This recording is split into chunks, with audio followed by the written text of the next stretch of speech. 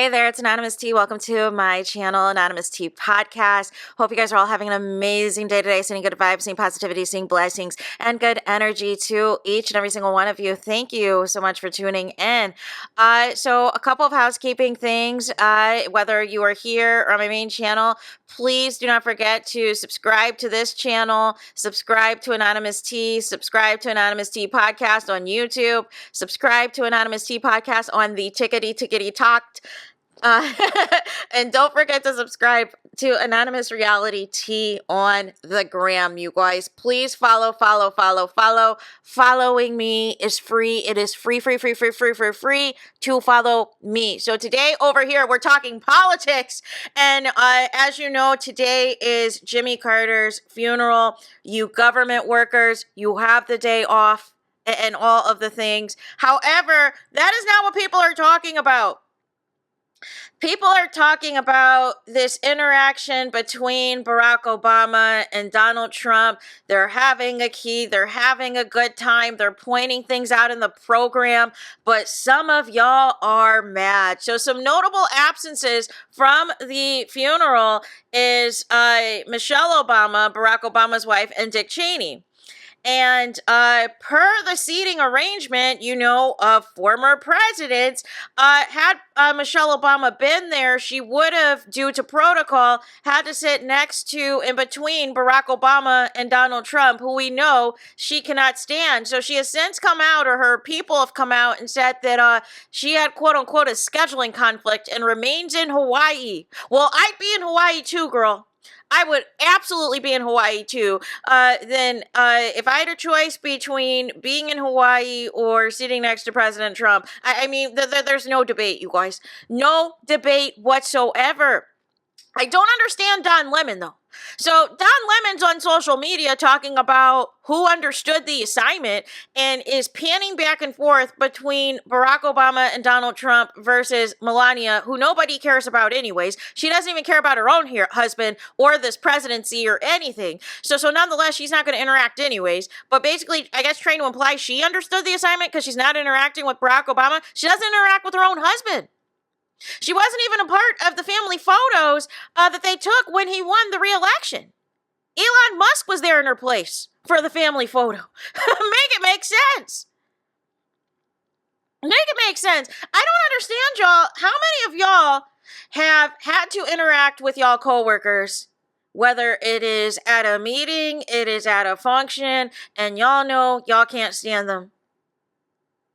But you are at a public event, whether it is a Christmas party, whether it is a holiday get together, whether it's like an all hands type of meeting where y'all all got to get together for like those monthly in services or what have you, or you have to do so many types of those types of meetings. Y'all know what I'm talking about.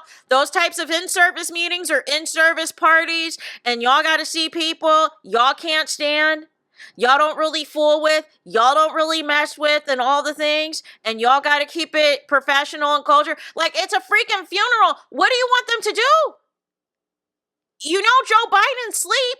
You know he's knocked out. You know he's got the head nod on lock. You know he's not awake for this thing. So all you have is Barack Obama, who is always going to be classy when it's all said and done. He is what it means to be, how to keep it cute with your coworkers. And yes, he's going to entertain the shenanigans, but I might even take it a step further, y'all. And this might, hurt some feelings. This might piss some people off. These politicians don't hate each other as much as y'all think they do. Look at even the transfer of power as it pertained to Biden handing off to Trump. He doesn't care. Biden is ready to go. He is pissed at y'all that y'all forced him out of, even trying to do a re-election and all these things, even though he said himself he wanted to be a one-term president. But a lot of these politicians will tell y'all, especially when it comes to Congress, when it comes to your senators, your House of Representatives, whether Democrat, Republican, Independent, whatever, blue, red, green, don't matter, y'all. Yes, they will get up here and go with it to be back and forth on C-SPAN. and CNN at these meetings or whatever to make sure that they're satisfying the needs of their donors and their boosters and everything else to get certain agendas and get certain bills passed. But outside of that, when the cameras go off and they're not giving sound bites to CNN and Fox News and MSNBC, they're out there at the local bars, y'all. They're out there at the local restaurants chopping it up.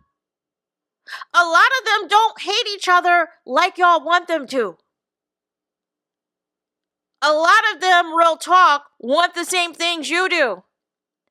It's just that their self-interest is a little bit more important.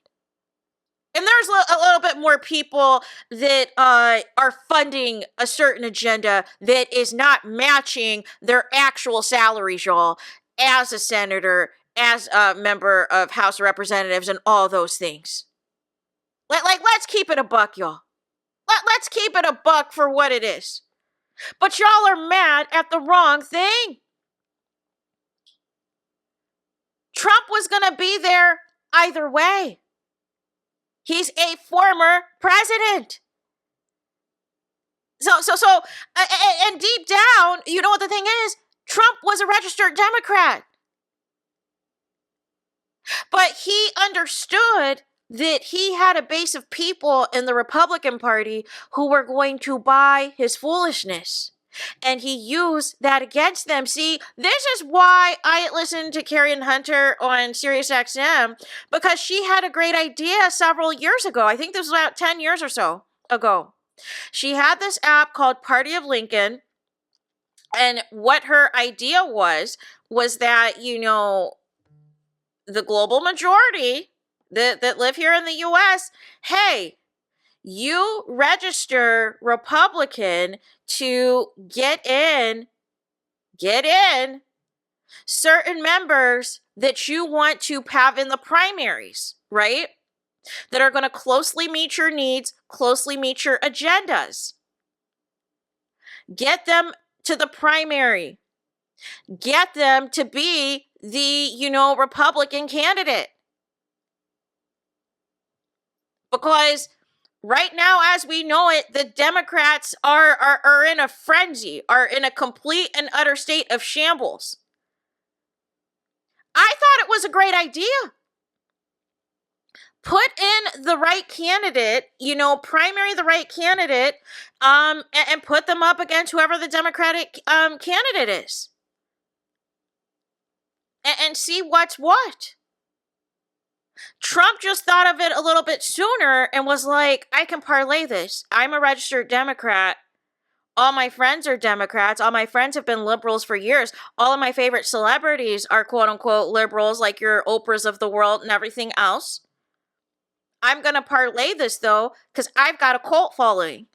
So I'm going to parlay this. I'm going to be, you know, a Republican presidential candidate, and they're going to vote for me. I'm going to have the votes. And it was smart. It was a smart strategy. Now, is he a good president? Absolutely not. Is his agendas bleeped? Absolutely yes. But people, you cannot be getting freaked out over Barack Obama interacting with Donald Trump. You thought he was going to give him the mute challenge? Then you're giving the Republican Party, you're giving the MAGA supporters everything they want. You're telling them, oh, somebody who's been as nice and charismatic as Obama has been over the years and everything else, now all of a sudden he's going to act stuck up and be an a-hole to Donald Trump and try to make Jimmy Carter's funeral about him? But y'all are trying to look for something in 2025 to drag. For me, there's nothing to drag about this. This is Barack Obama being Barack Obama. This is knowing how to turn it on when you are at work. This is knowing how to be the bigger person when you are at work. And being so friendly and being so above it all to your biggest haters, your biggest enemies, that they have nothing to do but entertain this. And but give you back the same energy. Because it's going to look effed up if they don't. But y'all upset about the wrong thing. There was no other option other than what Michelle Obama and Dick Cheney did, which was not show up. Either you show up, you do, you know what you're supposed to do, interact with these people, and keep it moving. But I'm gonna need y'all to act like y'all have never been to some funerals before. Like y'all have not been to some funerals that have lasted all day, that have lasted an entire workday, because I have. And while it is very sad, while it's very emotional, you have to look for lighthearted moments, y'all.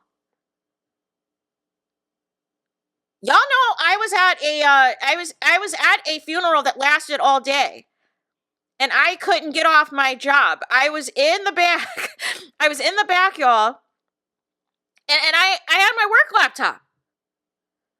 I was right behind all of the camera people that had all of the camera and all the equipment going. I wasn't too far from some of my family that went. It wasn't a relative, but it was somebody close to the family, so to speak. Right? And something happened to one of their relatives. So we were going there for support. But yeah, I was in the back. I wasn't able to get off work at the time. I was in my probationary period of this particular job. I was within like my first 90 days or whatever. Y'all, I had that laptop. That laptop lasted me that 6 hours. Because I knew that funeral was going to be long. Because I knew that person and that family knew tons of people. I didn't feel like I was being rude or disrespectful. There was some lighthearted moments. I think I saw a couple other people. They had their work laptops. There were some people who couldn't stay because they could only go to the viewing. Then they had to go back to work or whatever. But I'm trying to tell y'all something. Some of these funerals, it is a full days of work. And, you know, part of this being required of your job to attend the funerals of, you know, people that have previously served in office and everything else as a you know, a sign of respect, a sign of, you know, paying your respects properly and all these things. Y'all mad at the wrong thing. Barack Obama did what he was supposed to do. Because if he sat there and mean-mung Trump, and we saw a video of Trump trying to talk to Barack Obama, and Barack Obama mean-mugging him, y'all know what the headlines would have been. Oh, this is an angry black man. You know, he's not the same guy that was talking about peace and hope, and yes, you can, and all this and that. It would have gone everything against his campaign was ran on, no matter how deplorable you think Trump is.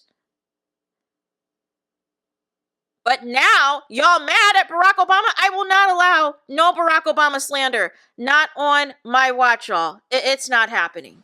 So, there's that.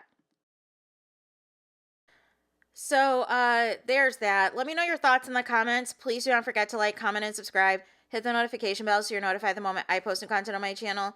And with that being said, I'll talk to you guys again very soon.